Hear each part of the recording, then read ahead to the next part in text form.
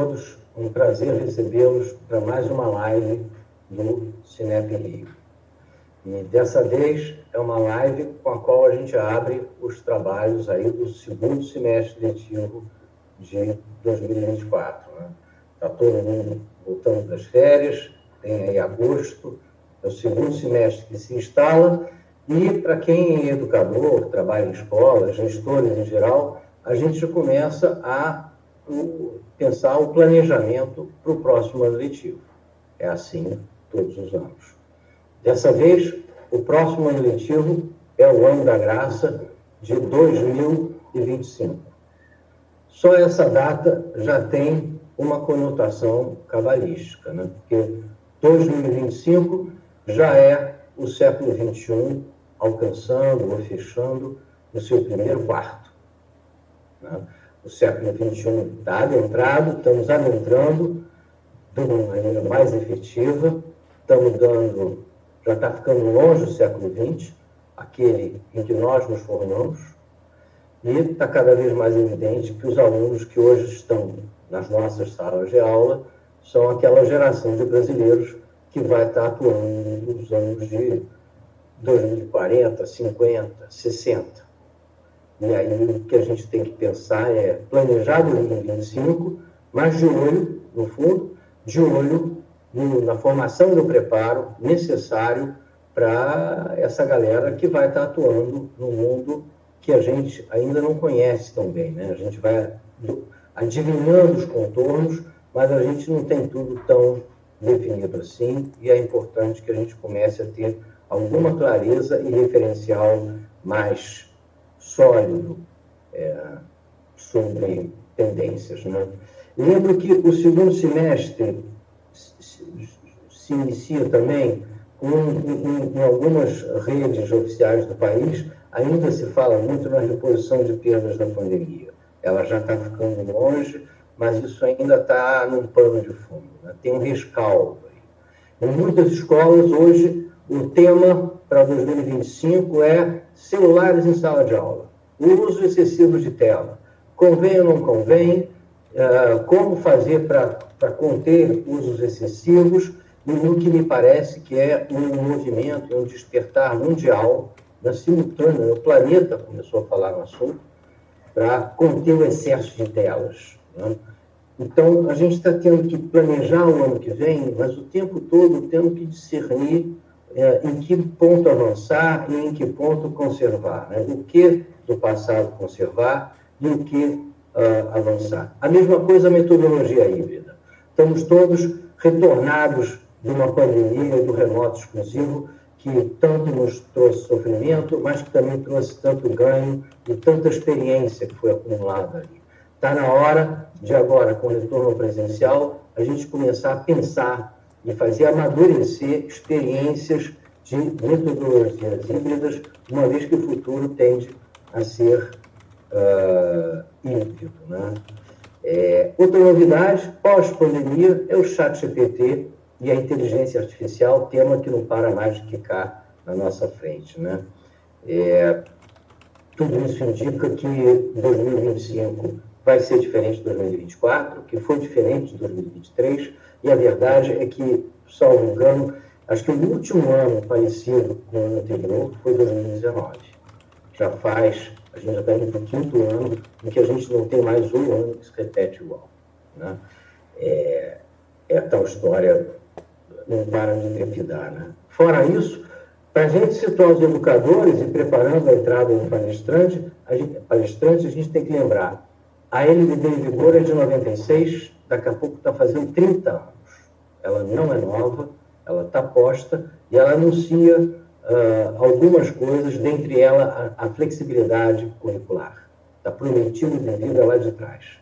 Outra data cabalística é o centenário da Associação Brasileira de Educação, a ABE, fundada em 1924 por um grupo de educadores que se reuniu para pensar bases e pressupostos da educação nova. Eles publicaram, né, em 1932, o Manifesto dos Pioneiros da Educação Nova, estavam lá tratando de metodologias ativas e apontando para o que deveria ser o futuro da educação. O futuro da educação concebido em 32, naquele período entre guerras, época de mídia centralizada, imprensa escrita, o rádio, que tinha pouco tempo de vida, né? Em 32, ele é de 22, ele está fazendo 10 anos de Brasil, e o rádio com a importância que ele teve naquele período entre guerras, né? Só a gente se referir, pensar, se remeter ao papel que o rádio teve, tanto pelo lado dos aliados como pelo lado do eixo, que instrumento foi o rádio, né? E ali, naquele contexto, os educadores estavam pensando a escola em um mundo industrializado, no mundo seria a escola, quem estaria a serviço de quem, e quem seria a locomotiva a pensar as transformações. Ao mesmo tempo, atualmente, a gente tem resultados do PISA que ainda sempre sofríveis, sobretudo na rede oficial. É uma preocupação que a gente tem. E o país está debruçado sobre um novo Plano Nacional de Educação que vai traçar aí o que nós vamos buscar pelos próximos 10 anos. Finalmente, para terminar esse elenco de temas, a reforma do ensino médio, prometida há tanto tempo, desde 2017, ela agora sofre um contravapor e nós estamos agora tendo que, com uma lei publicada em julho, dia 13, se eu não me engano, agora educadores e conselheiros estaduais do Brasil todo, a gente está se debruçando sobre a reescritura das diretrizes curriculares do ensino médio a tempo de planejar o ano de 2025. Tudo isso junto e misturado, num cotidiano trepidante que a gente tem, né? Eu falo às vezes e usa a metáfora das trincheiras, né? Nós que estamos nas trincheiras. Mas o fato é que, no fundo, a ideia é de tédio, a gente não pode se queixar. E no meio dessa trepidação toda, dessas batalhas que travamos nas trincheiras, no cotidiano da escola, em vários fóruns, é que convém que os educadores tenham um momento de pausa e de alguma reflexão, né, de algum distanciamento, para a gente tentar recuperar rumo, norteador, orientador, para a gente perceber numa leitura mais ampla, num sobrevoo mais de cima, né, olhando as décadas que nos antecederam e o sentido das últimas mudanças, para a gente poder ter uma antevisão do que vem pela frente. Isso é fundamental para quem pensa a educação das próximas gerações, é fundamental para os gestores que precisam discernir aonde alocar esforços, aonde alocar seus investimentos e como planejar os próximos anos, 2025 e os próximos. Então, é em busca de interlocutor para nos ajudar a conduzir essa pensata que nos traz esse ponto de vista aéreo, né, essa visão panorâmica, que a gente convidou o Carlos Nepomuceno, que eu peço, por favor, que ele dê entrada aqui em cena. Bem-vindo, Nepo. Carlos Nepomuceno, Nepo para os íntimos. Vamos lá, bem-vindo. Eu vou apresentar aqui o Nepo. Ele, para muitos, já dispensa apresentações, mas vamos lá, para quem não conhece, é um visionário brasileiro no campo da inovação, tem uma trajetória marcante como jornalista, professor, escritor e pesquisador. Tem mestrado e doutorado em Ciência da Informação pela UFRJ e se destacou ao explorar profundas transformações que o mundo digital impõe à sociedade. Ele é fundador da Bimodais, uma escola de pensamento renascentista digital dedicada ao desenvolvimento da ciência da inovação bimodal, também chamada de Ciência Social 2.0. É um núcleo de pesquisa cooperativa que se dedica a compreender e fomentar as mudanças necessárias nas esferas civilizacional, grupal e pessoal para adaptação ao que ele chama de civilização 2.0. Ele é autor de vários livros sobre o mundo digital, como Administração 3.0 e Civilização 2.0. Defende que a inovação deve ser vista não apenas como um processo tecnológico, mas como uma transformação administrativa e comportamental que responde às novas demandas de um mundo cada vez mais descentralizado e dinâmico. Tem mais de 500 projetos de internet como empresa de consultoria, a primeira empresa, .net, e tem vasta experiência que complementa suas reflexões práticas. E hoje continua a influenciar e educar através da Bimodais, onde explora novos paradigmas sobre inovação, sempre buscando ajudar indivíduos e organizações a navegar com sucesso nas águas turbulentas da era digital. Além de suas atividades bimodais, Nippon Luciano também ministra aulas na COP da FRJ, PUC do Rio Grande do Sul e do Ministério Público. É isso. Vive em Teresópolis, está aí lá no frio da terra, mas enfim, aqui do lado, né, para quem é carioca, conhece bem. E vamos lá, gente. Antes de passar a palavra para o nosso astro, lembrar que haverá, por sugestão do palestrante, haverá o sorteio de livros e que tem um link que deve estar na descrição do evento. Deixem de ir lá, porque vale a pena levar aí um livro fotografado, né, do e é isso. E sempre lembrando que a nossa ideia é interagir com o público, então fiquem à vontade para ir enviando e postando perguntas, por favor. O meu povo vai respondendo na medida que for possível. Então, feitas as apresentações, Nippon, a palavra é sua. Muito bem-vindo. Bom, Flecha, obrigado aí pelo convite. Agradecer aí mais uma vez o apoio, né? Você ter me apoiado aí durante bastante tempo.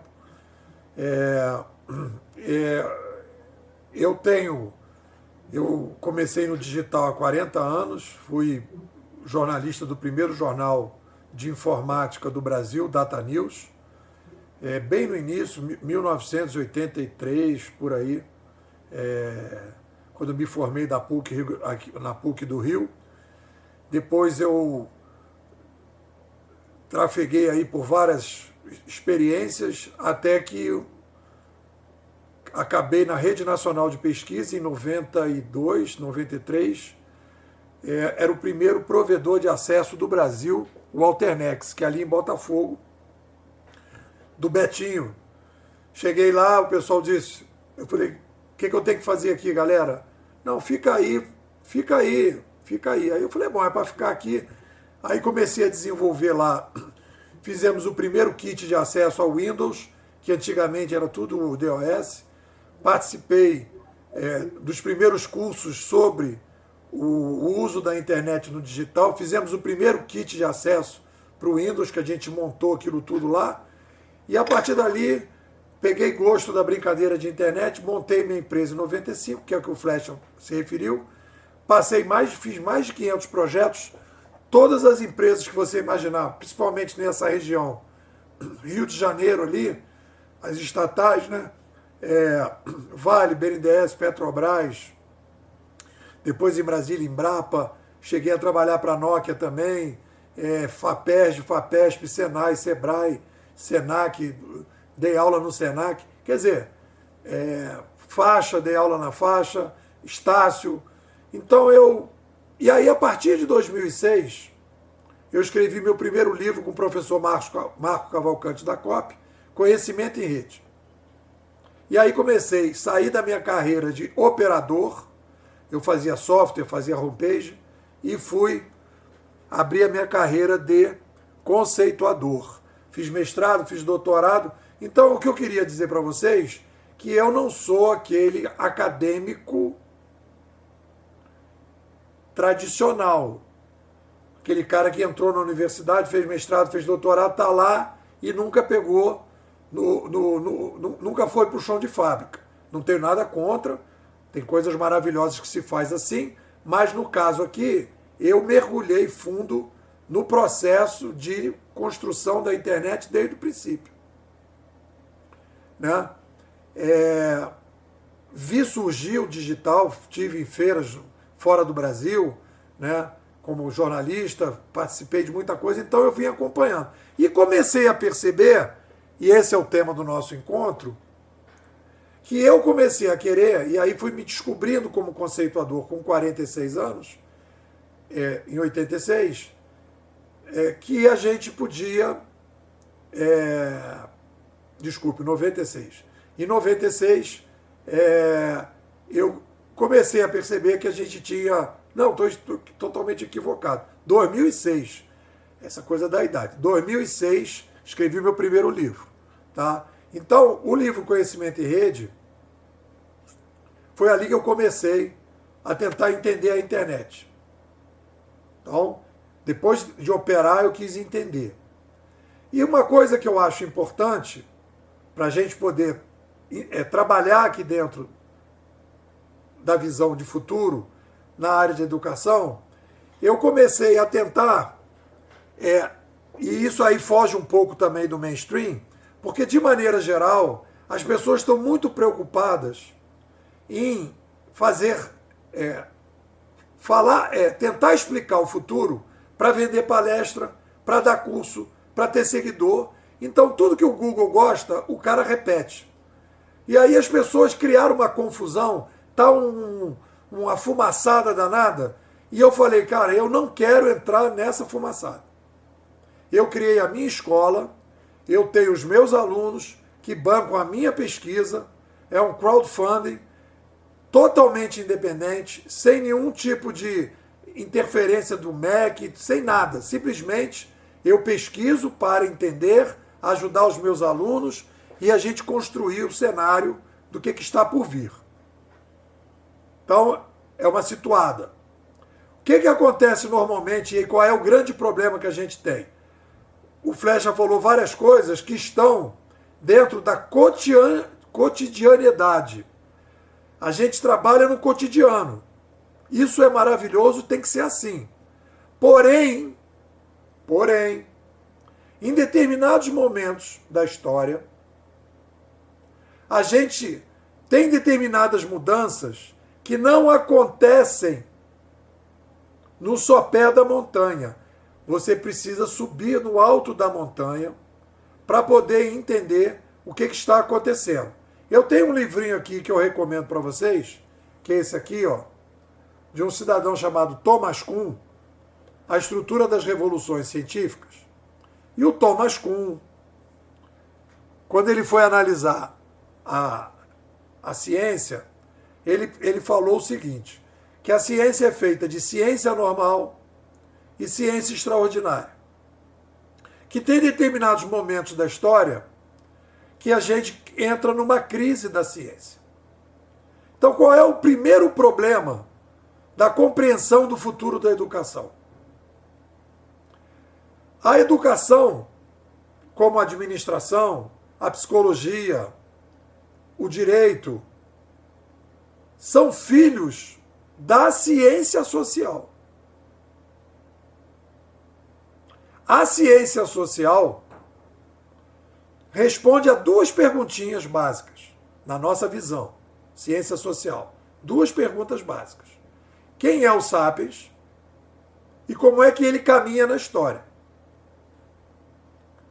E aí a ciência social responde isso.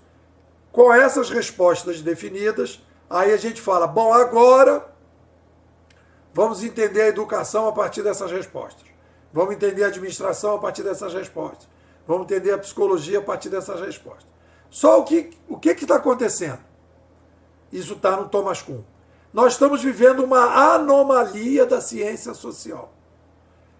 Por isso que a minha frase que eu vou dizer agora é o seguinte, não será possível aos educadores entender as mudanças que nós vamos ter no futuro da educação apenas estudando os educadores. Porque a crise está em cima e não dentro da educação. Há uma crise da ciência social, e aí a gente deu o nome, Ciência Social 1.0. Qual é essa crise? Na Ciência Social 1.0, não é possível, não existia a possibilidade de que, quando vem uma nova mídia para a sociedade, nós entramos num processo de mudança radical e disruptiva da sociedade. Isso não está na ciência social. Em nenhum dos autores tradicionais e clássicos da ciência social aparece a ideia de que a mídia é um disjuntor da civilização. Não está isso. Não está. Quem é que vai dizer isso pela primeira vez? E que vai abrir a etapa da ciência social 2.0?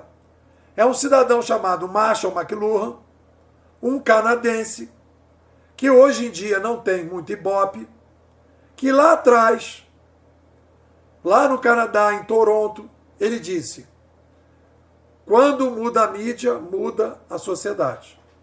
A mídia modifica a forma como nós nos comunicamos e no momento que a gente muda a forma de comunicação, a gente muda a forma de sobrevivência.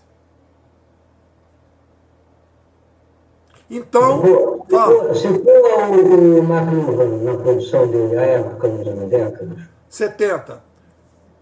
Décadas de 60, 70, 80. Ele é de 1911 a 1980. Ele morreu em 80. Então, nesse período ali, 60, 70, ele foi muito popular, falava muita coisa. Eu que estudei comunicação, todo mundo falava do McLuhan, era assim, bom, agora vamos falar uma coisa assim meio folclórica. Chama o McLuhan, o McLuhan, ele e tal. Era uma coisa sempre periférica. Só que ele... A mídia ainda era centralizada ali, é pré-internet isso. É, pré-internet, porque ele fez uma análise, né? Ele chegou a escrever um livro sobre, tenho ele aqui, né? A Galáxia de Gutenberg, em que ele faz análise, tá aqui o livrinho dele, ele faz análise da chegada da prensa na sociedade. E lá, os pesquisadores de Toronto, tem um outro cidadão, que eu também tenho um livrinho dele aqui, que é o Havelock, Eric Havelock, que fez o estudo da chegada da escrita do alfabeto grego na Grécia para explicar o renascimento grego. Então, a escola de Toronto é uma escola que começou a procurar os padrões da nova ciência social 2.0. E eles não tiveram consciência disso. O McLuhan não falou que queria criar a ciência social 2.0. Ele não percebeu o que ele estava fazendo. A gente olhando agora percebe.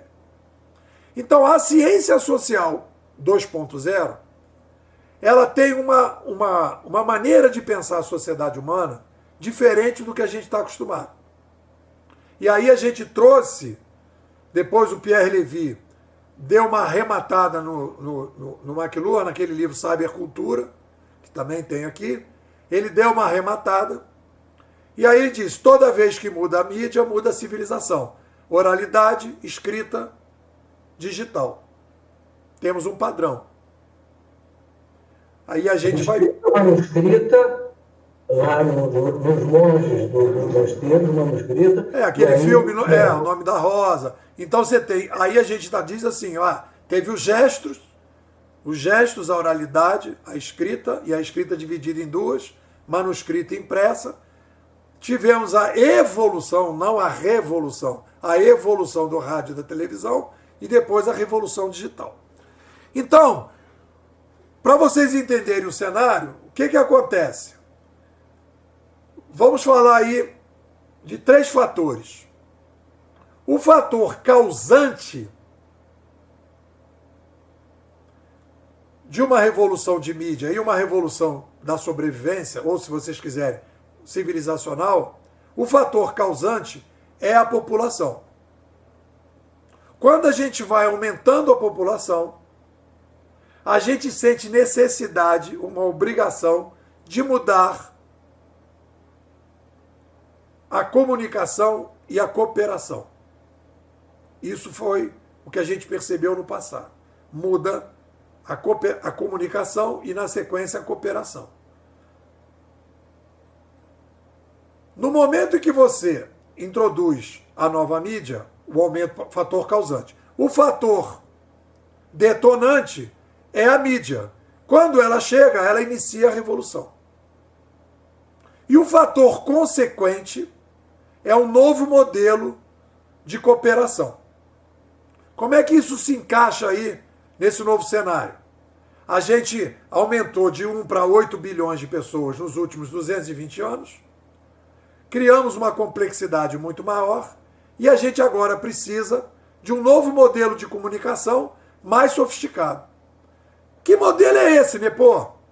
É o modelo que a gente começou a imitar as formigas, que é o que eu digo nesse livro que está sendo sorteado, no link aí abaixo, Civilização 2.0, porque estamos sendo obrigados a imitar as formigas. Então a gente criou um modelo de cooperação com a chegada do digital, que é o que a gente chama aqui curadoria, que vem dar um upgrade na gestão, que é o que a gente usava. O que é isso? Vamos lá. TV Globo é gestão, ela controla o conteúdo. O Netflix é uma gestão digitalizada, boa, mas eles controlam o conteúdo. O YouTube já não é uma gestão, o YouTube é curadoria. Deixa eu desligar aqui o aquecedor que agora ficou muito quente. O YouTube já é curadoria. Vamos ver aí a capacidade de atendimento de cada uma dessas. A TV Globo, 20 milhões, o Netflix, 220 milhões e o YouTube, 2,2 bilhões de usuários. O YouTube só consegue ter 2,2 bilhões de usuários e administrar essa comunidade porque partiu para a curadoria. Então, o que eu quero chamar a atenção de vocês? Número 1, a ciência social está em crise da ciência social. A educação é filha da ciência social 1.0, então a gente tem uma educação 1.0 que vê a educação da mesma maneira que a ciência social via, 1.0, e a gente agora tem a ciência social 2.0 que enxerga uma nova forma, um novo motor da história. Aumentou a população, surgiu uma nova mídia, temos um novo modelo de cooperação. Então, sem esse diagnóstico, sem essa compreensão, olha aí, galera, não adianta ficar falando sobre futuro da educação no longo prazo. Você pode falar essa conversa, no curto prazo, bota computador, tira computador, bota isso, faz híbrido, não faz híbrido, faz remoto, não faz remoto. Isso tudo é contemporâneo, é o cotidiano. Mas se a gente quiser pensar a educação para aqui há 20 anos, 30 anos, a gente tem que pensar na ciência social 2.0. E aí a gente, então, começa, a partir daí, dizer, bom, este é o gargalo. Se não resolver esse gargalo, nós não vamos conseguir caminhar para a educação 2.0. Então, esse é o primeiro ponto. O segundo ponto, e aí nós vamos caminhar aqui para o segundo ponto. Bom, temos uns problemas na compreensão da educação que são os seguintes. A gente tem a ilusão de que, vamos lá, os pais preparam os filhos para eles andarem e começarem a falar e depois eles levam para a escola. E a escola tem uma função de alguma forma, preparar aqueles jovens para viver num determinado ambiente de sobrevivência. A educação é uma preparação para os sapiens poder ser sapiens. Então a educação nunca vai acabar. O que pode mudar é o jeito que ela faz as coisas. Então a gente não vai dizer, a educação vai acabar. Não. A educação é estruturante no sapiens. E o que a gente precisa agora é tentar ver uma forma de adequar o atual modelo ao novo modelo. Eu coloquei aqui alguns pontos importantes, e aí o que é interessante é o seguinte, eu não sou um educador, eu não tenho formação em educação, eu não consigo detalhar muita coisa, isso é um desafio que a gente tem. O que eu estou propondo é dizer, olha, a estrada começa daqui. E o que a gente precisa, o norte, e é o que eu vou apresentar agora, é para onde que esse jovem, e aí eu estou chamando de Sapiens 2.0, porque esse Sapiens que a gente está criando agora, ele é disruptivo em relação ao passado. Por quê, Nepô? Porque até a chegada do digital, nós éramos uma civilização que baseava a sua forma de sobrevivência nos mamíferos, que eu chamo modo lobo. Tem um gestor, tem um chefe, tem um líder alfa, o cara vai na escola, tem um professor, e aí quando ele sai da escola ele vai para um gerente, vai para um chefe, e ele mais ou menos tem aquela verticalização. Então essa é a gestão. Nós estamos indo para o mundo da curadoria, em que a gente vai cada vez mais ter menos o chefe, menos o gestor, e a gente vai precisar de uma independência muito maior. Então eu botei aqui alguns tópicos, deixa eu tirar o casaco, que eu começo a falar, começa a ficar suando. Vou me empolgando. Então vamos lá, beleza. Então vamos colocar aqui as demandas educacionais do Sapiens 2.0. Vamos lá. Primeira, lidar com a nova mídia. Hoje, o jovem é escravo do celular e não coloca o celular para servir a ele. Ele serve ao celular. Aqui em Teresópolis, e eu moro aqui num condomínio com muitos estudantes de medicina e vejo na rua, eu chamo isso de zumbilismo digital. As pessoas andam na rua olhando o WhatsApp, olhando o Instagram, olhando o Facebook. Que a pessoa olhe de vez em quando para trocar a música que está ouvindo, ok. Que olhe de vez em quando o Waze para saber aonde que tem que entrar, ok. Mas ficar olhando WhatsApp, Facebook, arriscado a levar um tombo, isso não faz sentido. Então, e isso não é uma novidade. Não adianta a gente começar a jogar pedra no celular, não. Porque isso aconteceu com o livro, quando surgiu, as pessoas ficavam em casa, não saíam porque ficavam lendo. No jornal, no rádio, que as famílias se desintegravam porque ficavam ouvindo rádio, ninguém mais falava com ninguém. Na televisão foi a mesma coisa. E agora o celular. E a gente precisa preparar os jovens para dizer, ó, querido, o celular não pode escravizar você. Você tem que usar o celular para você ser mais feliz. E ele está ficando feliz e você é insatisfeito. Então, esse é o primeiro ponto. O segundo, a gente hoje tem uma frase muito, muito boa de um pensador americano, que eu gosto muito dele. Apesar dele não ser padronista, ele percebe, mas não cria os padrões, como os canadenses, o Clay Shirky, ele tem uma frase que eu acho maravilhosa, que diz assim: nós não temos um problema de excesso de informação. Nós temos um problema de filtro. O filtro, esse problema de filtro são dois. O problema de filtro endógeno, que o jovem, que as pessoas, o Sapiens 2.0, precisa aprender a filtrar. Ele precisa ser educado para filtragem. A escola hoje, ela é uma repassadora de conteúdo. Havia essa demanda. Hoje o conteúdo está disponível, a gente precisa ensinar a filtrar. Para que ele consiga filtrar aquilo tudo, para que ele consiga ter uma vida melhor e ajudar as pessoas a melhorar. Outro problema sério, e isso é uma coisa muito interessante na ciência social 2.0, quanto mais sapiens tivermos no planeta, mais o mundo vai ter que ser descentralizado. Vou repetir. Quanto mais sapiens nós tivermos no planeta, o mundo precisa ser descentralizado. Aí você vai dizer, dá um exemplo, né? Pô, praticamente você já faz isso quase toda semana. Você vai no restaurante Aquilo. O restaurante Aquilo é o exemplo da nossa civilização. O que aconteceu? A cidade cresceu, as pessoas precisam comer rápido, e aí o que o dono do restaurante resolveu fazer? Tirou o intermediário, que é o garçom, tirou o intermediário, que é o cozinheiro que preparava cliente a cliente, e colocou tudo naquelas plataformas de comida. E o cara vai lá e se serve. Então, a solução para resolver a crise da comida rápida para muita gente foi o quê? Descentralização. Se sirvam.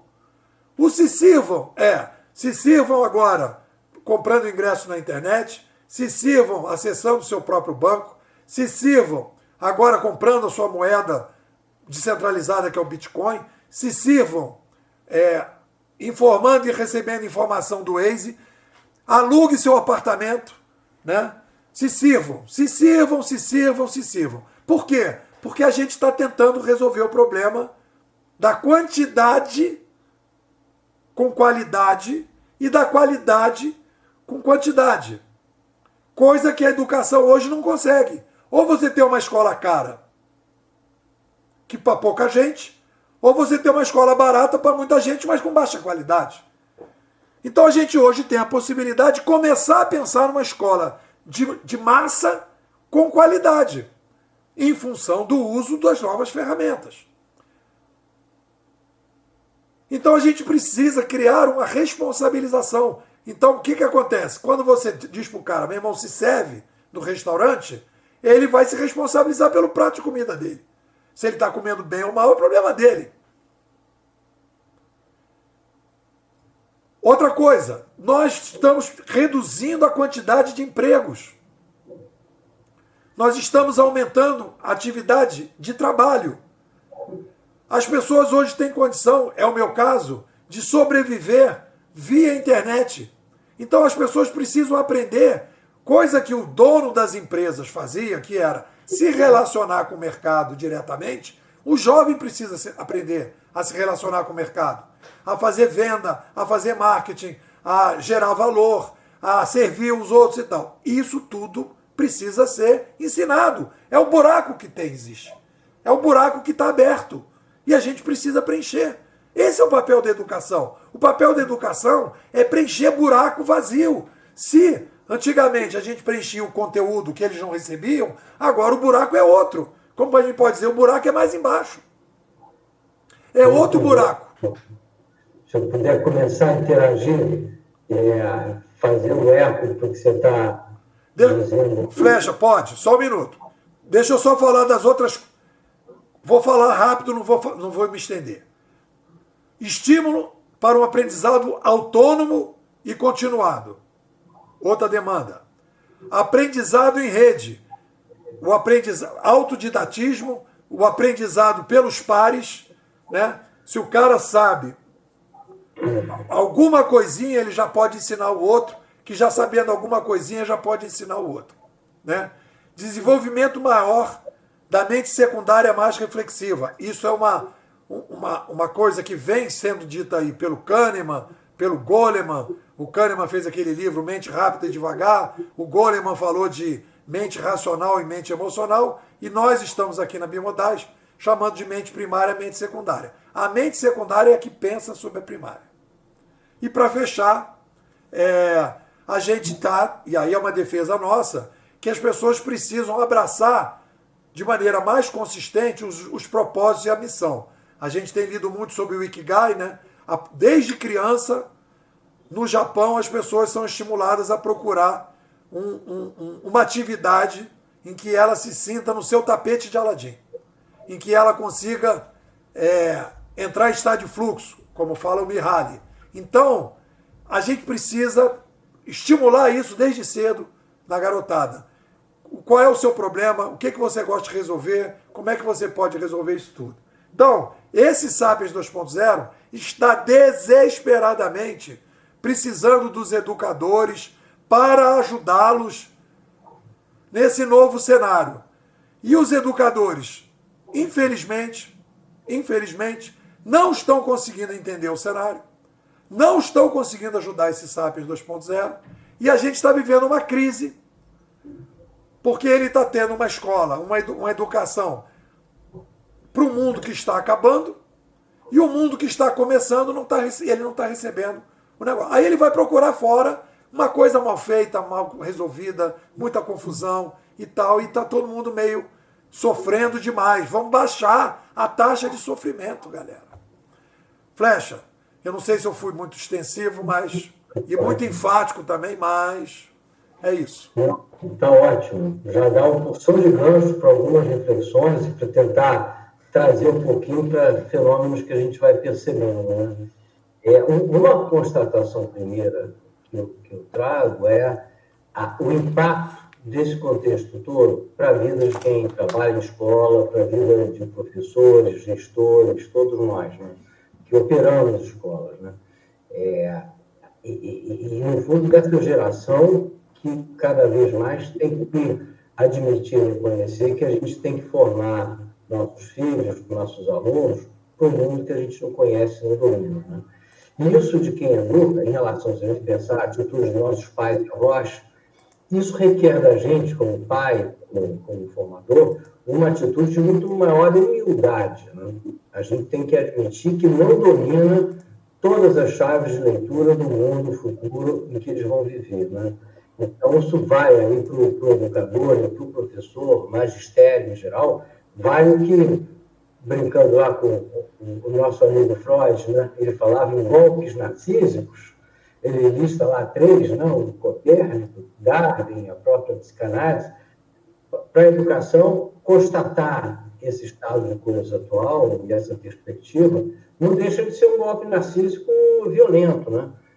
E se a gente se reporta ao debate, aos debates que atravessaram a educação no século passado, e aí, desde os anos 20, 30, 40, 50, e até recentemente, tinham um viés que atribuía à escola o papel de locomotiva desse pensamento e das transformações que a sociedade deveria operar, né?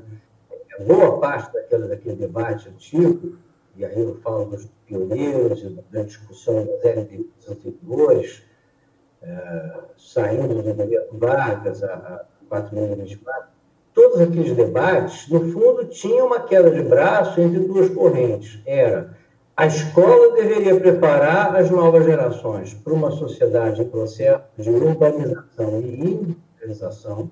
A escola estaria a serviço disso, ou, ao contrário, a escola deveria ajudar os alunos a repensar e a transformar aquilo, né? E aí você tem as polarizações de cada época, né?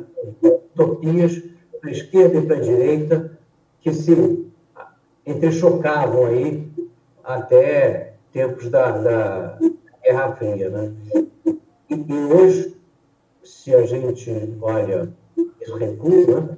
Me parece que hoje em dia está cada vez mais que, claro que a locomotiva desse processo não era a escola, não é, assim também como não era e não é a indústria, né? Cada vez mais são as mídias, né? A própria indústria, mas também ela se desmaterializando, se repensando, enfim, se transformando em função de revoluções que são midiáticas, né? São tecnológicas e midiáticas, né? Então, são tipos que a gente tem que cair, né? Falando sobre o currículo,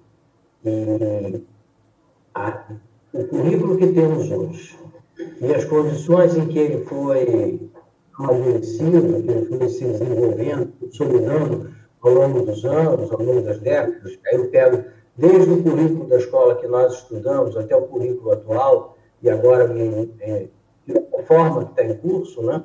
E constatação de que a gente tem um currículo que é, ao mesmo tempo, ele é inchado e ele é estreito, porque conseguiu-se esse fenômeno aparentemente contraditório, mas que ele convive, né? O currículo inchou, ele hipertrofiou, e por hipertrofiar, ele agora também é único, né? Portanto, ele estreita, porque ele não deixa margem de escolha nenhuma, né?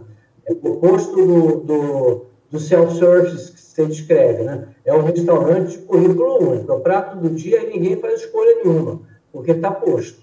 Se é carne, se é frango, não tem escolha. É aquilo, está posto igual para todo mundo. E é nessa que o Brasil está vivendo até anteontem com o seu ensino médio, né?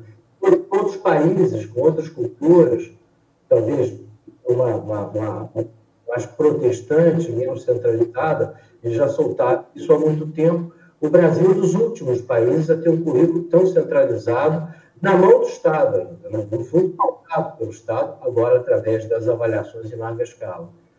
E como é difícil a gente... Como são dramáticos, né, os inspetores desse mundo, e como é difícil para governo, avaliadores, conceberem avaliações que sejam avaliações que promovam a flexibilidade e a diversidade, né?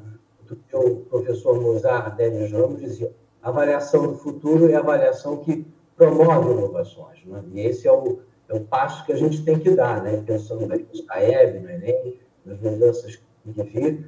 É evidente que esses sistemas de avaliação têm que induzir a que se instale essa diversidade. E, de alguma forma, vai caminhando aí para o que se chama, me parece, de blockchainização, né? Que é, Nepomuceno, agora eu vou falar para você, dentro daquilo que se chama de empoderamento das pontas, né? deixar de ter tudo centralizado, radiando a partir de um centro único, e a gente cada vez mais atribuir poder às pontas, né? À escola, ao professor, em última instância, ao aluno, de pensar nesse estudante que, em alguma margem de liberdade, os direitos de aprendizagem básica e obrigatórios para todos, a base FGV, né? Base geral comum de todos, assegurados esses direitos, obrigações, o próprio estudante começa a poder eleger, né, num self-service, qual é o itinerário, qual é o tipo de trilha, de perspectiva que interessa ele cursar diante da perspectiva de vida que ele tem. Você pode comentar um pouquinho como é que você vê a blockchainização chegando a gente fez aqui um modelinho que é o seguinte: a gente está vivendo essa disrupção e a pergunta que vocês podem fazer, Nepo, qual é a macro tendência? Descentralização progressiva. Tudo que a gente puder fazer na direção da descentralização, ajudar essa descentralização progressiva, tende a virar zona de atração. O que resistia à descentralização progressiva tende a virar zona de abandono. Foi aquela briga do Uber com o táxi. Pô, brigaram com o Uber, brigaram. Hoje assentou, o que acontece? Quem pega táxi é o pessoal mais idoso e tal, papá, quem vê televisão é o pessoal mais idoso, tem lá aquela zona de abandono que vai diminuindo, e a zona de atração que vai crescendo. Então, o que eu penso, assim, você falando, eu fiquei pensando, né? O primeiro passo fundamental para a gente começar a construir um novo modelo antes de tudo, não é chegar e começar a fazer, é começar a mudar a maneira de pensar. Então a gente tem que estruturar essa nova visão ela tem que ser repassada, ela tem que ser expandida. E aí, a partir da expansão e criando núcleos para pensar, aí os projetos vão surgir. As validações dos projetos. E já existem os projetos. Aí olhar os projetos e falar, esse projeto aqui ajuda, não sei o quê, papá. Né? Eu acho que a minha experiência aí, né? E a gente já conversou muito sobre isso, Flecha. A gente tem o Motor 1, que é a escola hoje que está ali com todos os seus problemas, ok, não tem como não mexer nisso, tem que continuar, mas tem que criar o Motor 2. O Motor 2 tem que ser independente, tem que ser atividades independentes que não façam parte de currículo de governo, que não entra controle do Estado, tem que ser uma coisa fora. Então os inovadores da educação têm que começar a criar coisas fora, sem a preocupação, porque essa escola, galera, minha visão, essa escola, ela está virando zona de abandono. O cara é obrigado a ir lá, mas ele vai de uma só para constar. Nós temos que construir a zona de atração. Quem conseguir entender e construir a zona de atração vai levar as coisas. Então, e a gente está trabalhando com esse cenário. A primeira revolução foi a uberização e a segunda revolução, e talvez a mais radical, vai ser a blockchainização dos serviços. Porque hoje blockchainizou pouca coisa, moeda, não sei o quê. Mas a gente já está vendo o início da blockchainização do Airbnb, do YouTube, do Uber. Então a gente não vai ter mais plataforma centralizada. As big techs vão entrar em crise. Isso é a nossa aposta. E a gente então vai ver a descentralização da descentralização. E aí a gente tem 1000 oportunidades. Mas para isso tem que ter uma cabeça diferente. Muito bom. Um dos desafios é a formação docente, né? Porque essas licenciaturas ainda estão formando, muitas delas, salvo exceções, claro, muitas ainda formam para o século XX. Né? Então, o trabalho das escolas é formar os professores que temos e, enfim, criar oportunidades para isso. Aqui eu estou vendo uma pergunta do Carlos Eduardo Pedreira, que trabalha com inteligência artificial, tem vários títulos na área, E ele coloca aqui uma pergunta. Bom, você não acha que no mundo da inteligência artificial o mercado de trabalho está mudando cada vez mais rápido, fazendo com que a habilidade de aprender permanente ao longo da vida seja fundamental? Tem essa discussão sobre inteligência artificial. Eu tenho refletido sobre isso. Eu me considero um organizador de ambientes de diálogos bagunçados. Então a gente tem muita bagunça. Então, assim, objetivamente, a tendência é a descentralização. Quando as pessoas falam, e aí você está falando, né, o mundo da IA, o mundo da inteligência artificial, a inteligência artificial é uma das tendências que a gente tem, que são fortes. Mas a coisa mais importante, na minha visão, não é a inteligência artificial. A coisa mais importante que a gente tem hoje é a descentralização, a uberização e a blockchainização. Porque muda profundamente o ambiente de sobrevivência que a gente pode fazer. E você pode reparar que a própria inteligência artificial, se a gente for chamar, eu gosto de chamar entre aspas, porque hoje o cara faz um filme, digamos assim, um Photoshop mais sofisticado. Faz uma imagem. Toda hora eu peço aqui para o ChatGPT, faz uma imagem para mim, ele faz. Faz um videozinho para mim, aí ele faz. Isso é inteligência artificial da gestão. Eu peço e ele me atende. É 1 para 1. Agora, o TikTok, quando eu assisto um vídeo, sei lá, de filme, do Netflix, ele já identifica, então ele vai ficar mandando filme. Quando eu gosto de música, aí eu boto um clarinetista, ele bota um clarinetista. Então ele vai me ajudando a me personalizar. Ele vai me ajudando a conhecer aquilo que eu gosto mais. Isso já não é inteligência artificial da gestão, 1 para 1. É 1 para muitos. E aí você tem essa inteligência artificial da curadoria que toma decisões também. No momento que o cara do Uber está caminhando no Uber, ele diz, olha, isso aqui tudo está engarrafado, pega aqui à direita para fugir do engarrafamento. Essa inteligência artificial é da curadoria, não é da gestão. E a gente tem que separar. Eu brinco aqui, faço umas brincadeiras do tipo, a máquina de lavar, a máquina de lavar simples, ela tem inteligência artificial. Por quê? Porque eu ligo lá, mando ela secar em 2 horas e ela seca em 2 horas. Aquilo é uma inteligência. E é artificial, porque não é humana. Então a inteligência artificial precisa ser qualificada e adjetivada. Cada uma das inteligências artificiais tem que ser qualificada e adjetivada. O chatbox do ChatGPT é uma coisa específica, que é diferente da inteligência artificial do TikTok. E agora, isso é a minha discordância quando a gente fala do mundo da IA e da IA sem adjetivação. Agora, que a gente precisa, é uma das demandas, que aí eu coloquei aqui, de um aprendizado continuado, com certeza. E aí a gente tem que desenvolver o quê? O autodidatismo, né?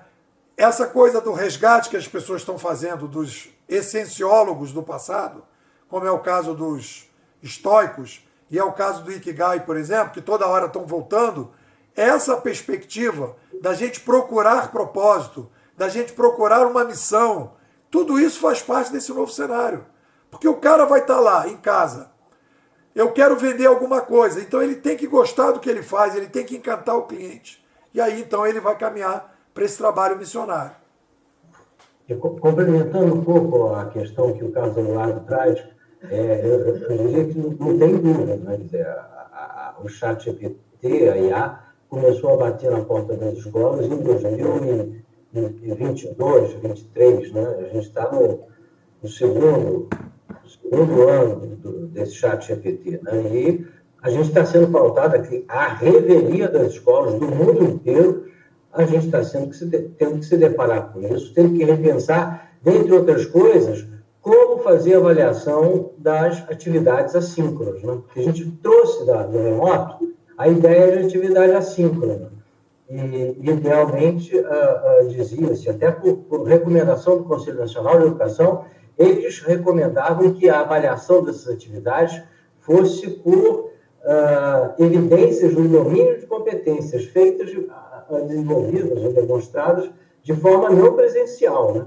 Com o chat GPT, a gente está tendo que rever isso tudo, né? Porque alguém te entrega um documento, uma produção textual, e, de repente, você começa a botar em dúvida essa autoria, né? Então, assim, de fato, em muitas escolas, isso está sendo tema de formação continuada do professor, aprendendo, a gente ensinando e aprendendo a trabalhar com prompts, a abastecer de forma inteligente o prompt e a começar a inferir de que medida a gente pode incorporar aquilo no cotidiano dos alunos, né? A partir de certa idade, claro, estou falando mais de adolescente aqui. Agora, o fato é isso, que os professores, gestores, estamos todos em formação continuada intensa. Agora mesmo, no Innovation Week, tem notícias que o Vinícius Canedo, meu colega diretor do sindicato, vai fazer uma palestra lá sobre o uso de inteligência artificial. Quer dizer, está se discutindo isso de forma muito intensa o tempo todo. A Josi Fischberg, Nepo, nos convida aqui a responder como as escolas ou redes de ensino podem ensinar seus alunos a inovarem. Eu acho que ela fala aí da inovação como conteúdo escolar, se eu não me engano. É o que eu estou entendendo. Assim. Em que medida isso pode ser conteúdo de ensino? Eu acho que uma coisa aí que a gente tem é a seguinte, dentro desse estudo que a gente fez da ciência da inovação, o que a gente percebeu? E vários autores estavam falando e a gente adaptou. Nós temos duas mentes. A mente primária, que é aquela mente que armazena, que é toda a formatação, eu chamo de formatação, toda a formatação que o Sapiens precisa ter para ele virar Sapiens. Porque diferente do cavalo que nasceu aqui do lado, aqui de casa, o cavalinho já nasceu caminhando ali, já estava andando. O neném tem todo um caminho. Então, essa formatação básica do Sapiens, ela fica armazenada na mente primária. Como é que o Sapiens consegue fazer o que ele faz em termos de criatividade? Ele usa uma segunda mente. Nós somos a única espécie que tem duas mentes, a mente primária e a mente secundária. O papel da primária é armazenar e reagir, e o da mente secundária é repensar e ponderar.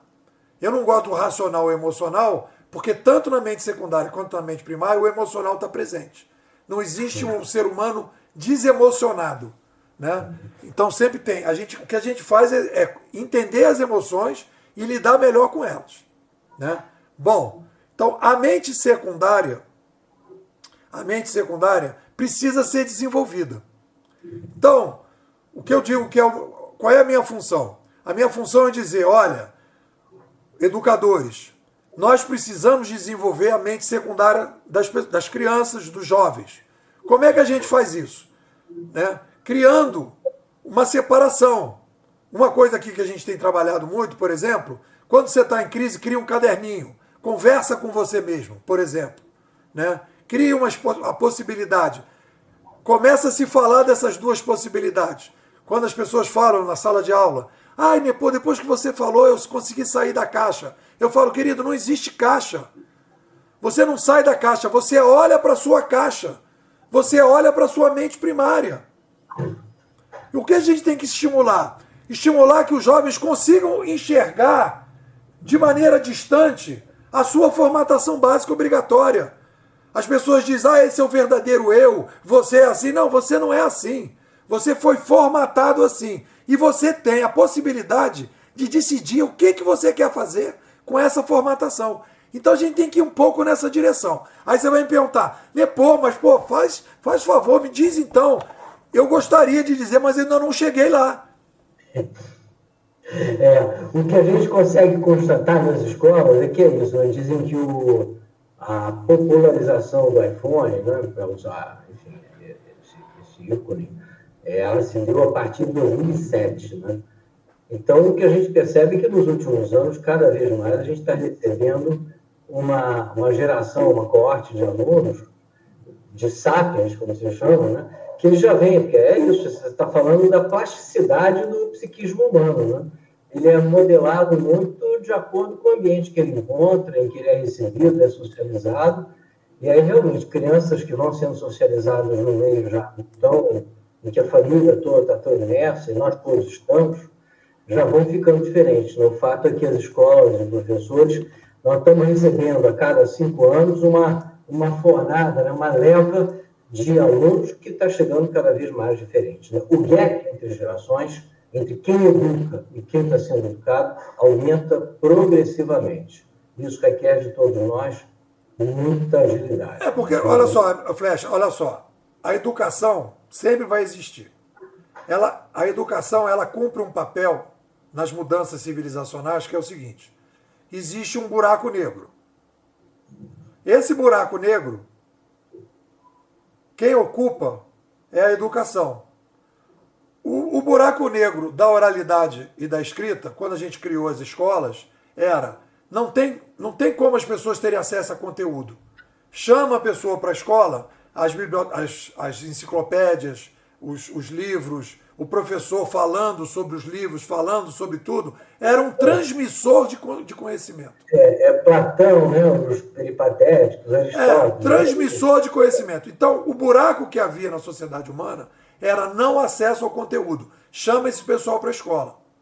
Agora, o que a gente precisa? Esse buraco foi tampado pela nova mídia. Em excesso, está transbordando. Então isso já não é mais o problema. A escola tem que ocupar o outro buraco negro, que é esse que eu estou dizendo. O que tem que fazer? Preparar as crianças para o excesso de informação. Preparar as crianças para uma missão. Preparar as crianças para a responsabilidade. Preparar para o empreendedorismo, para a inovação. Então estamos aqui criando na escola, na Bimodais, um braço só de educação. E o objetivo é formar educadores 2.0 para disseminar a ideia da nova perspectiva. Nesse primeiro momento olha, tá todo mundo pensando desse jeito, a proposta é pensar desse jeito aqui. A proposta é pensar desse jeito. Quando tiver já um grupo razoável, a gente começar a fazer as experiências. Aí essa pergunta pode ser respondida. Vamos pegar um grupo de alunos. Eu estou querendo fazer isso aqui em Teresópolis. Estou tentando. Quero pegar um grupo de alunos e dizer, galera, posso fazer separado aqui? Posso. Então eu vou pegar essa listona aqui e vou fazer uma série de experiências com essa garotada para ver se funciona. O que vai funcionar, o que vai melhorar. E aí a gente vai começando a procurar os novos caminhos. Vamos lá. Muito bom. Gente, vamos. Acho que são 8 horas e 6 minutos, né? Pô, vamos pensando no sorteio do livro aí e a gente vai caminhando para o final da nossa live. Vamos dar a última chance, né?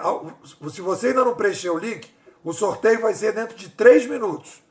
São 8 e 6, 8 e 9. Vai lá, preenche aqui embaixo na descrição, preenche lá o teu nome e a gente vai fazer o sorteio do livro, que é esse aqui, ó. Civilização 2.0. Esse livro aqui, ó, foi escrito na pandemia. Enquanto a galera estava lá preocupada, deprimida, não sei o quê, eu falei, galera, vamos escrever um livro, vamos aproveitar a brincadeira e vamos escrever um livro. Escrever um livro. Esse livro foi escrito dentro da escola, com apoio dos alunos, e é um livro que complementa a ciência da inovação. O livro Administração 3.0 é o grupal, esse aqui é o civilizacional, e eu estou escrevendo esse ano o Sapiens 2.0, que é a inovação pessoal. Então, terminando esse ciclo aí, e está sendo bem interessante. Muito bom. Tem uma nova pergunta aqui, enquanto o pessoal preenche, tem aqui uma reflexão, uma pergunta do O Senhor da Busca. Vou lá. O Senhor da Busca, eu já sei quem é. Você conhece o Senhor da Busca? Então vamos lá. Vai encontrar alguma coisa. De Brasília. A sociedade dos poetas mortos mostra a disrupção que precisa ser feita pelos próprios professores. Retirar o aluno da passividade e formá-los livres pensadores e assim poder conhecer seus interesses e vocações. Só assim mudaremos o formato do ensino, mas alguém tem que ter coragem. João, querido, grande beijo para você, saudade de você. Olha só, eu acho o seguinte, tem uma coisa que é importante entender o seguinte, O McLuhan falava uma coisa que é legal, que ele dizia: independente do canal da televisão que você assiste, o fato de você assistir a televisão está mudando a sua cabeça. Então, a televisão, ela cria um ambiente de sobrevivência e as pessoas, a plástica cerebral se adapta àquilo. Então, involuntariamente, o cérebro se adapta à televisão. Eu exporto isso que o McLuhan disse da televisão e digo na escola da mesma forma. Independente o que o professor está falando em sala de aula, seja geografia, história, matemática, português, inglês, ou seja lá qual for a aula, o fato de ter um professor lá na frente falando e o aluno está assistindo, isso é a definição da gestão, é a escola gestora. O que a gente precisa criar agora é um modelo de professor curador. Tentar estimular, preparar a galera, quer dizer, o professor não é o sabe tudo, ele não vai dizer agora você passou, você não passou, porque não vai ter mais isso lá na frente. Não vai ter chefe. Você vê que o motorista de Uber, ele é avaliado pelo passageiro, ele não tem um chefe. Então ele precisa aprender a limpar o carro, a cuidar de tudo que ele precisa cuidar. Antigamente tinha um chefe falando para ele, não tem mais. Então é a escola curadora. E aí o professor não é mais aquele professor verticalizado que vai preparar a cabeça das pessoas para entrar no mundo da empresa. O cara sai, olha só que interessante, o cara entra na escola, toca a sineta. Ele entra para a sala de aula. Toca a sineta, ele vai para o recreio. Toca a sineta, ele volta para a sala. Aí o que vai acontecer? Ele vai para o mercado de trabalho, toca a sineta, ele entra para trabalhar. Toca a sineta, ele vai almoçar. Toca a sineta, ele volta. Ele está acostumadinho com aquilo. Só que agora, nesse novo mundo, não tem mais sineta. Então a gente precisa criar um novo modelo, não é? Entra, sai, entra. Eu ainda sou da época do Pedro II, que a gente tinha formação e tinha que cantar o hino antes de entrar na escola. Entendeu? Então, melhorou, mas ainda está nesse modelo. Então a gente tem que criar um outro modelo. Tá, entrou mais um. A Adelaide aqui se cadastrou. Vamos fazer o sorteio do livro, Flecha. Vamos lá. Atenção, Flecha, você me diz um número de 0 a 100. Me diz um número. 50. 50. Olha, o número, quem ganhou foi Matheus de Souza, Portugal, que o número do celular dele é 99 não sei o que lá, e termina com 51. E o que tinha... Ah, não, desculpe. Não foi você não, Matheus. Foi a Adelaide que entrou agora. Olha o número da Adelaide, do celular dela. Não vou dizer os primeiros, mas 53450. 50. Então foi a Adelaide que ganhou. Foi a Adelaide. Adelaide, você foi a última que entrou e você foi a que ganhou. O Matheus é 51 e o nosso querido Carlos Eduardo é 53. E foi a Adelaide que entrou com 50 e ela ganhou. Muito bem. Está combinado. Está feito. Parabéns, então, Adelaide. Adelaide, segura a onda, depois eu te mando um zap e vou te pedir o teu endereço. Está ótimo. Senhores, Nepo, muito obrigado. Senhores todos, muito obrigado a todos e a cada um pela parceria, pela presença, pela atenção. Obrigado por terem nos acompanhado. Só fechar, fala para a galera, se vocês tiverem interesse em conhecer mais e participar mais, me manda um zap, 21 99608 6422. Vou repetir, 21 99608 6422. Eu quero educadores disruptivos, inquietos, que querem fazer mudanças consistentes. Eu tô carente de vocês. Me manda um zap. Se é teu perfil, me manda um zap. Vamos lá, vale a pena. É uma boa interlocução. Recomendo. Gente, o Flecha está aqui comigo há quanto tempo já, Flecha, na escola? Há algum tempo. Não, frequento o Nepo já tem bem desde a pandemia, né? Desde a pandemia. Sim. Batemos bola direto e aprendo um bocado. Aprendo um bocado. Queria lembrar que o Cinep fará um evento agora no dia 20 de agosto, de 8 aí presencial, a moda antiga, de 8 às 17h30. É um evento sobre renovação de matrículas e captação de alunos para 2025. E também lembrar que a Federação Nacional das Escolas Particulares fará um congresso na sexta-feira, dia 30. Fiquem atentos, nós vamos divulgar pelas redes do Cinep Rio, tá bom? Então, queridos, muito obrigado a todos, a cada um, e uma boa noite e até a próxima. Muito obrigado. Nepô, obrigado por tudo. Obrigado.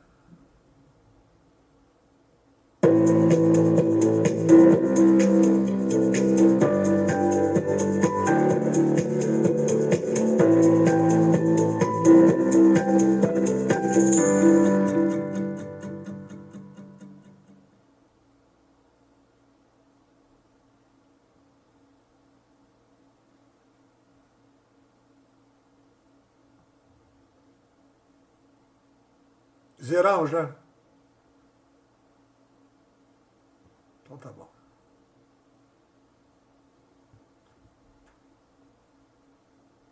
Pô, achei que o Pedro ia ficar, né? O Flecha ia ficar, ele acabou saindo para a gente fazer aí o encerramento aí.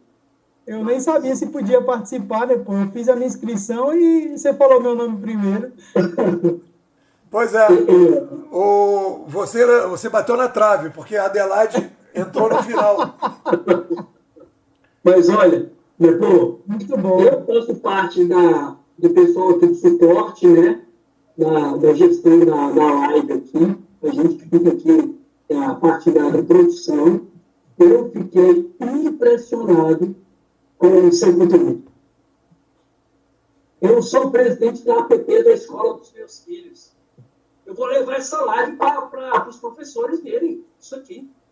Eu vou mandar o link dessa live para a diretora da escola dos meus filhos. Quero apresentar isso para os professores, para a gente começar a pensar a escola dos meus filhos pré-escolar, né? A gente falava antes, na nossa época, até um ano hoje.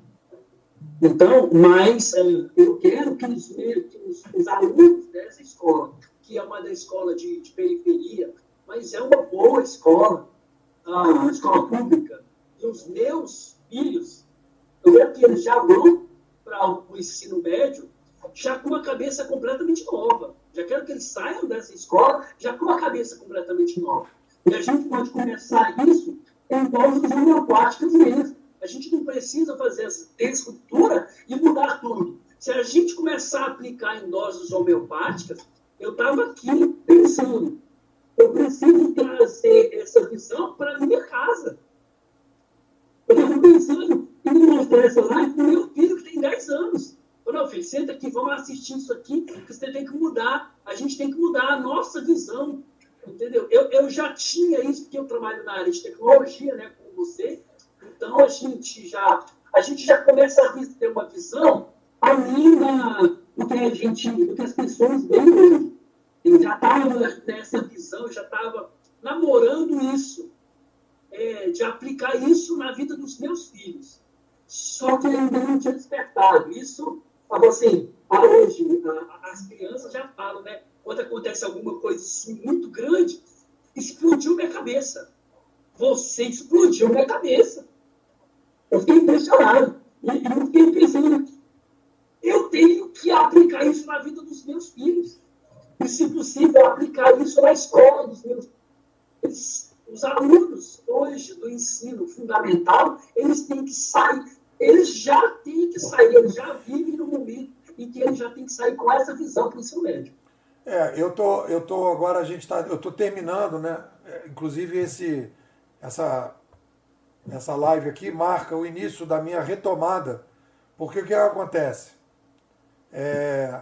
Eu caí dentro aqui do estudo da inovação pessoal, continuei na pesquisa, então eu não me preocupo muito em ficar fazendo muito, e eu estou trabalhando, aí agora estou terminando o livro da inovação pessoal, vamos lançar, né, todo o projeto, e agora estou querendo sair da toca e começar a trabalhar. Então, se essa galera quiser, se eu não puder, estou formando gente para poder ajudar. Entendeu? Então, eu quero criar um braço da Bimodal só para educação. ajudar a garotada. Hoje eu mandei mensagem aqui para uma escola em Teresópolis, estou fazendo esse trabalho. Porque realmente, cara, é quase como se fosse assim, eu brinco assim, tem uma estrada, você tem que dizer, querido, tem que entrar aqui, nesse desvio aqui. Depois, o que vai fazer nesse desvio, como é que vai asfaltar, botar as coisas e tal, é outra discussão. Mas é por aqui, ó, não é mais aqui. Entendeu? É isso que a gente precisa. É outra estrada. É isso mesmo. Depois eu vou voltar, vou pegar esse contrato, porque eu quero fazer parte dessa mudança, então eu quero estar em contato com você, eu vou mandar meu WhatsApp, eu quero fazer parte dessa mudança aqui na minha região. Eu quero, como eu sou presidente da APP, os pais e professores da escola, então a gente representa aí os alunos através dos pais, eu quero levar isso para a escola dos meus filhos, porque, assim, muito interessante, muito legal da escola onde meus filhos estudam, é que os professores estão sempre querendo fazer inovação. Nós ganhamos um concurso onde uma empresa, a ArcelorMittal, construiu uma sala de robótica no valor de R$300 mil, uma escola pública. Então, a gente tem uma sala de robótica. Então, assim, já tem um espírito inovador na escola, entendeu? Então, já está mais fácil da gente aplicar uma visão para o futuro, para as nossas crianças. Vamos conversar, eu tenho o maior interesse em dar um apoio e tem gente aqui na escola que a gente está preparando também e a gente pode criar um projeto aí e tocar. Ótimo. Nossa, perfeito. É isso, queridos. Agradeço vocês aí, me manda um zap. Tá certo. Um abraço. Valeu. Tchau, tchau, Valeu, um abraço.